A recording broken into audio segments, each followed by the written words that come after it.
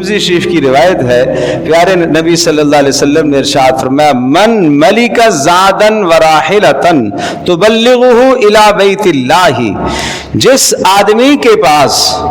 زاد راہ موجود ہو، سواری موجود ہو، زاد راہ موجود ہونے کا معنی بتاتا ہوں، معنی یہاں سے بیت اللہ تک پہنچنے کا خرچہ کرائے کا، وہاں سے واپس آنے کا خرچہ جس کو آپ کہتے ہیں آنے جانے کا خرچہ موجود ہو۔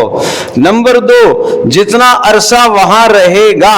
20 دن رہتا ہے، 40 دن رہتا ہے، وہاں 40 یا 20 دن رہنے کا خرچہ اس کے پاس موجود ہو، یا خاص طور پر حج کے ایام میں رہنے کا خرچہ اس کے پاس موجود ہو،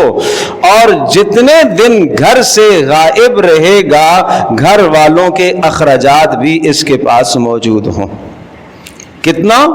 آنے جانے کا خرچ ہو، نمبر 2 جتنا وقت وہاں گزارے گا وہ خرچ بھی موجود ہو، اور نمبر 3 جتنا وقت گھر سے غائب رہے گا گھر کے اخراجات بھی موجود ہوں۔ جس شخص کے پاس اتنی رقم موجود ہے وہ صاحب نصاب ہے، اس پر حج فرض ہے، وہ صاحب نصاب ہے، اس پر حج فرض ہے۔ اب رسول اللہ صلی اللہ علیہ وسلم کا ارشاد پاک سنیے، فرمایا جس کے پاس زاد راہ موجود ہے اور اتنا انتظام موجود ہے کہ وہ بیت اللہ جا سکتا ہے مگر وہ نہیں گیا، اگلا جملہ سنیے گا، بہت توجہ سے سنیے گا، فلا علیہ، کوئی غم کی بات نہیں ہے، ان یموت یہودیا او نصرانیا، اگر یہ یہودی ہو کے مرے تو مر جائے، اگر یہ نصرانی ہو کے مرے تو مر جائے، مجھے اس کی کوئی پرواہ نہیں۔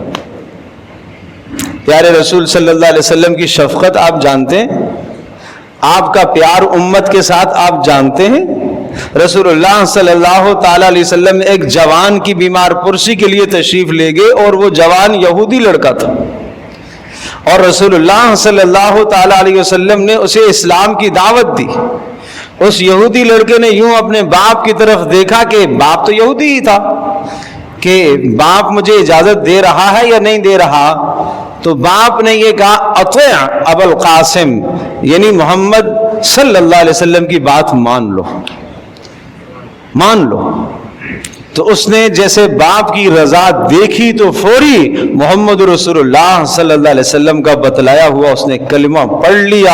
اور رسول اللہ صلی اللہ علیہ وسلم کا چہرہ خوشی سے کھل گیا، اور آپ نے ارشاد فرمایا الحمدللہ الذی انقذہ،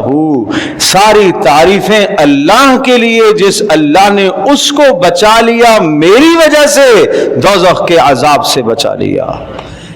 اور یہ کہا اس شخص نے کلمہ پڑھا اور اس کی روح نکل گئی، گویا کہ ایک نماز بھی نہیں پڑھی مگر جنت میں چلا گیا۔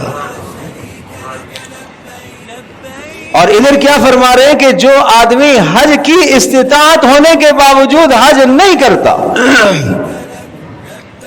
زندگی میں ایک بار حج آیا ہے پھر بھی وہ نہیں کرتا، فرمایا مجھے کوئی پرواہ نہیں ہے وہ یہودی ہو کے مرے یا نصرانی ہو کے مرے، کوئی پرواہ نہیں۔